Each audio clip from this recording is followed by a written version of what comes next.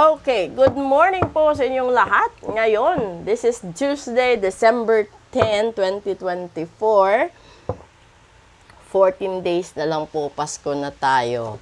At sa lahat ho ng biktima ng pagputok ng Mount Canlaon, which is dito sa area namin, pero hindi siya, malayo kami sa sa area kung saan yung Mount Canlaon. Kaso nga lang, ang dami na pong nag-i-evacuate and sana safe lang po ang lahat. At doon naman po sa ibang lugar na magkakaroon pa po ng mga pagbaha at malakas na pagbagyo, mag-ingat na po kayo kasi there might be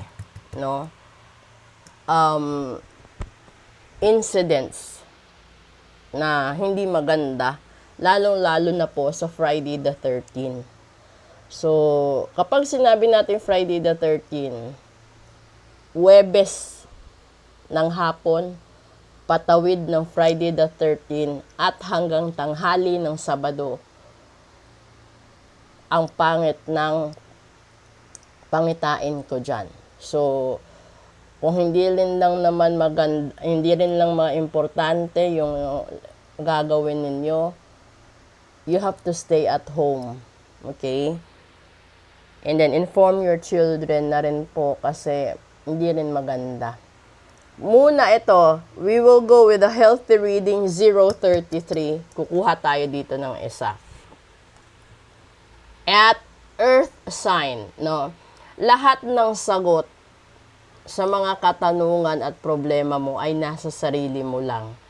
Kung minsan kasi, sobra tayong nag-iisip paano ma-solve yung problem, paano tayo magkaroon ng magandang kalusugan, paano tayo makawala sa severe stress, anxiety, and depression. Ito ay dahil minsan yung iba sa atin hesitant na tanggapin na tayo din mismo ang gumawa ng sarili nating problema kung bakit tayo nagkakasakit, nagkaka-overthink, yung nadidisgrasya. Kasi, di ba alam naman natin na kapag sobra tayong nagagalit, yung adrenaline natin, yung palpitation natin, ando doon. So, hindi siya regular flow, hindi siya smooth flow ng blood. At kung sobra ka namang nagtitimpi na hindi mo rin inilalabas yung mga saloobin mo, naiipon yung sama ng loob doon, lahat ng pains, lahat ng struggles nandoon, magtataka yung tao, bakit ka biglang na-stroke, bakit ka biglang nagkasakit.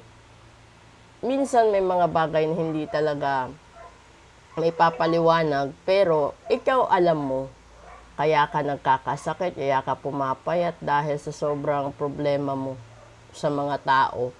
Pero kung siguro kung babaguhin mo yung way of thinking mo, at uunahin mo muna ang sarili mo, lalong-lalo na kung pamilyado ka at may mga anak ka, ayusin mo ang sarili mo para maganda yung aura mo pagdating sa mga anak mo. Kahit hindi na maging masaya yung ibang tao, Kasi wala naman silang magagawa eh. You have to focus with your children. So, yung gagawin mo, huwag ka laging overthink. Kung yung tao, yung asawa mo, nagtataksil sa'yo, ipagpatuloy mo lang yung paggawa ng kabutihan. Darating ang panahon, pagsisisihan din niya yan. Kung ito naman ay papunta sa negosyo, sa trabaho, at sinisiraan ka, hayaan mo, wag mong dibdibin, dahil yung kalusugan mo pa rin ang tatamaan. Pero, kung nagkakaroon ka ng mga sakit na walang findings sa ospital, ibig sabihin yan, barang na.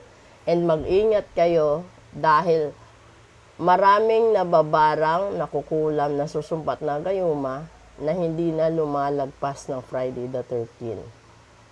Okay? So, proceed tayo sa daily episode muna natin. Alamin natin kung ano yung mangyayari And may live ako mamayang gabi, alas 8. So, you can join me doon. And sa gustong mag-book ng full private reading, please leave a message or drop a comment. Lalong-lalo na sa gustong magpa-ritual para hindi sila madisgrasya sa Friday the 13th. Thank you po.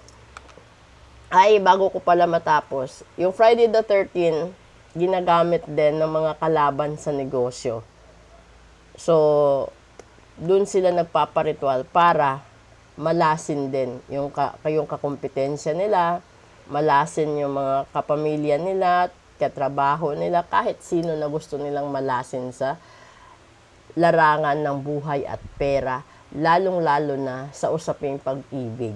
Okay? So, thank you and proceed tayo sa daily episode.